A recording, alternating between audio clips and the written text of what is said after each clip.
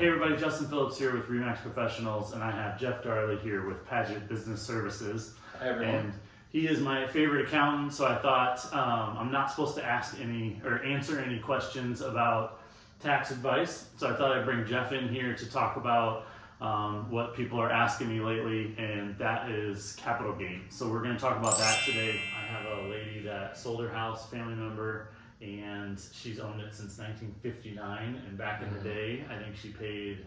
She tells me all the time. I think she paid like $23,000 for the house. Yeah, very common. And we sold it for over $5,000. So obviously there's a big amount there. I think her total profit from the house is about $500,000. But she has over the time of the period that she's owned the house, she's gotten married, she's gotten divorced, she's gotten married, she's gotten widowed.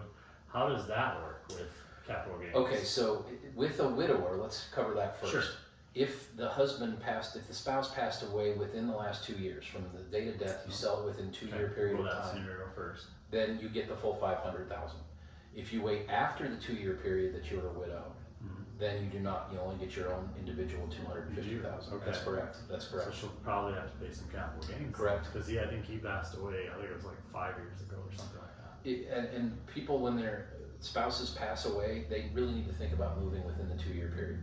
And the reason is because you get the $500,000. Even if you went across the street and bought the exact same home for the same money you just sold the other one for, now you've got a new basis in the new home, and you'll never pay capital gains on it. Gotcha. So it's something to actually consider. I actually coach people when they call me and say my spouse has passed away. I let them know about the 2 year rule immediately, because it's really something they should consider as a part of. 2 years is a long time. Obviously they need some grieving time, and they need to deal with what they need to deal with, but after the grieving period, they need to start considering, where am I going to go? Do I need to downsize? Do I want to downsize? Right. And it's a pretty good idea to consider moving. Unless that's so where they after want to stay. 2 years, it's just $250. So Correct. in this instance, if it's after 2 years, $250 is exempt, but Correct. the other $250 she'll have to pay capital gains on. Correct. Obviously, she'll want to go back and see if she can find any improvements they've done at home in the 50s. They probably. It was kind of a time capsule. Okay. It's not a whole lot of improvement. I mean, they've done some things like insulation. They had to update some wiring, some Right. plumbing. I don't know where the receipts are for those, because it's over 60 And years. I get that asked a lot. Obviously, you need receipts if it's audited. If they come back to you and Gotcha. say, how did you get under the 500, 250, or how did you exempt this, and how did you come up with those improvements numbers?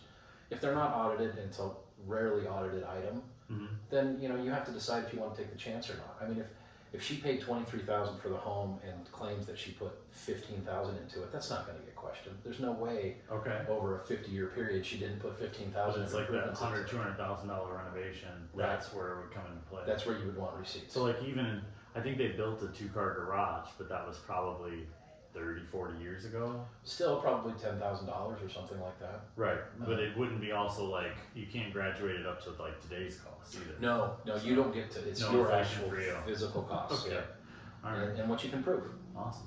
Cool. Well, thank you. Thanks for joining us Thank today. you. And thanks for filling in and saying